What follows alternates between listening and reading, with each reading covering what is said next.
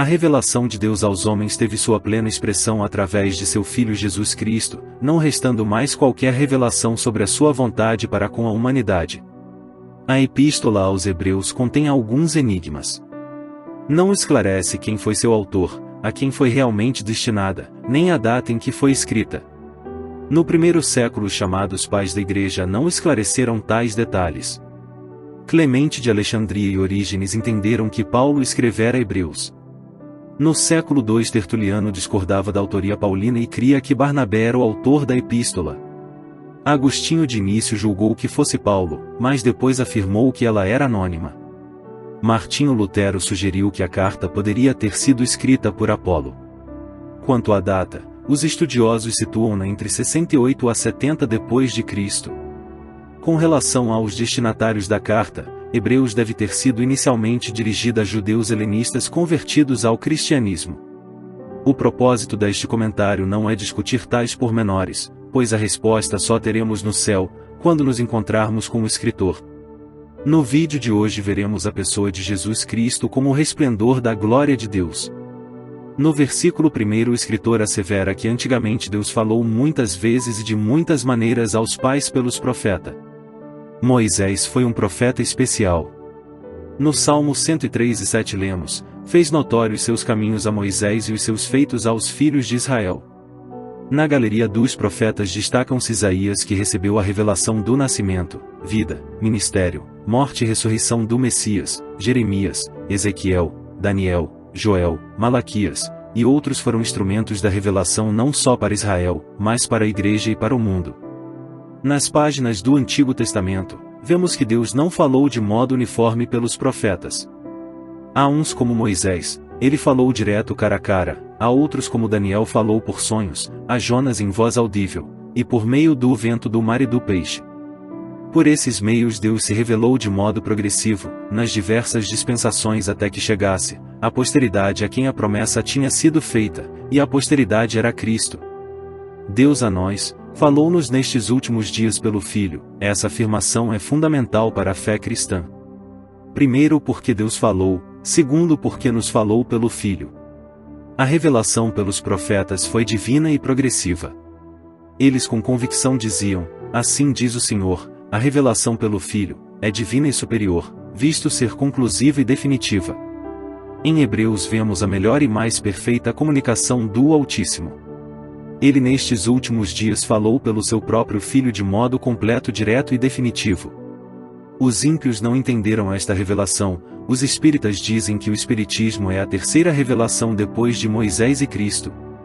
Os adeptos da nova era dizem que virá a era de Aquários para substituir o cristianismo. Com esse engodo o diabo engana os incrédulos a fim de que sejam lançados no inferno. Jesus é a última e definitiva revelação de Deus aos homens. Ele falou e está falado, cale-se diante dele toda a terra.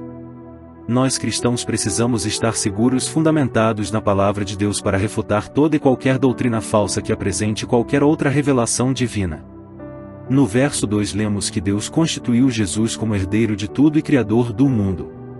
No Evangelho segundo João temos uma declaração profunda da divindade de Cristo quando lemos, todas as coisas foram feitas por ele, nada do que foi feito sem ele se fez. Ele foi o agente de Deus na criação, fazendo vir à luz as coisas criadas pelo poder do Espírito Santo. Jesus teve do Pai a outorga para criar todas as coisas, e também para ser o herdeiro de todas as coisas criadas. Paulo, escrevendo aos Colossenses, diz, tudo foi criado por ele e para ele.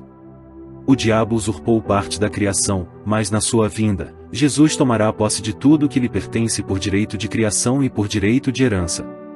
Esta é uma revelação da maior transcendência. No Antigo Testamento Deus manifestou a sua glória em certas ocasiões de modo terrível e aterrador. Em alguns momentos a glória de Deus se manifestou sobre o povo de Israel, deixando-o atordoado. Ezequiel viu a glória de Deus junto ao rio Quebar de modo estranho e terrível. E concluiu dizendo, este era o aspecto da semelhança da glória do Senhor, e vendo isso caí sobre o meu rosto e ouvi a voz de quem falava. Tudo isso que o profeta viu foi apenas a semelhança da glória do Senhor.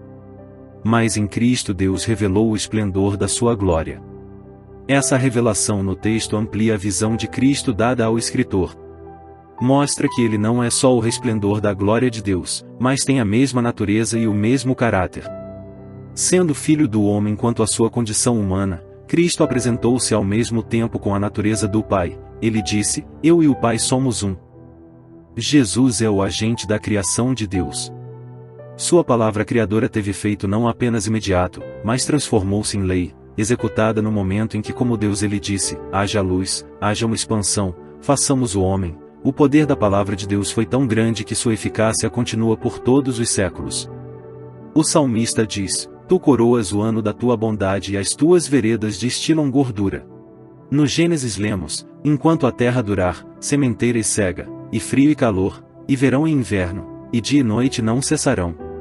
Devemos agradecer a Deus por todos os dias que despertamos, pois vendo a luz do sol, sentindo o ar que respiramos, vendo as pessoas à nossa volta, cada animal que nasce, e cada ser humano que vem à luz, constatamos que isso é obra da criação de Deus e de nosso Senhor Jesus Cristo.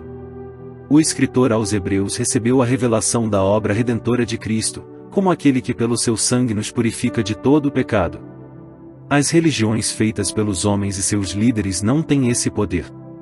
Pelo contrário, as religiões orientais como o budismo, o hinduísmo e o islamismo pregam uma salvação que pretende purgar os pecados através de reencarnações, de um karma ou de obras, levando o homem a crer na mentira da salvação efetuada pelo próprio homem.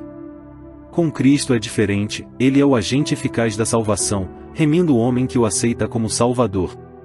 Nos antigos impérios e reinos, o lugar de honra era ao lado do monarca ou do imperador. A comunicação sobre a posição de Cristo quando elevado aos céus, evoca essa metáfora. Após sua ascensão, Jesus foi recebido à direita de Deus. Estevão viu Jesus à destra de Deus no momento de seu martírio.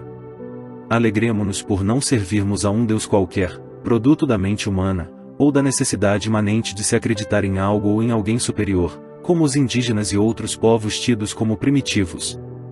O nosso Deus é o excelso Criador, o nosso Cristo é o Verbo divino Salvador que, cumprida sua missão, assentou-se à direita da majestade nas alturas. Graça e paz a todos, um grande abraço e fique com Deus.